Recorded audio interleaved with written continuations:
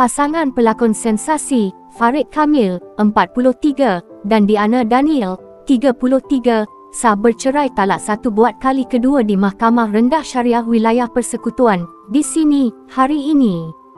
Lafaz cerai dilakukan Farid di hadapan Hakim Syariah, Abdul Fattah Datuk Kamarudin selepas masing-masing bersetuju untuk bercerai secara baik.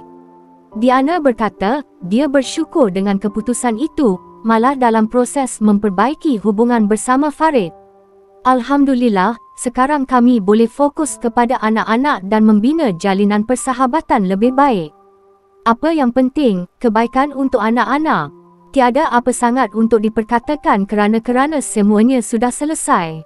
Terima kasih kepada Farid, katanya. Sementara itu, Farid mengucapkan terima kasih kepada Diana kerana memahami dan memberi kerjasama yang baik. Saya mengucapkan terima kasih kepada Diana kerana memahami situasi. Kami boleh fokus kepada masa depan anak-anak. Apa yang terbaik hari ini adalah apa yang berlaku pada hari ini, katanya.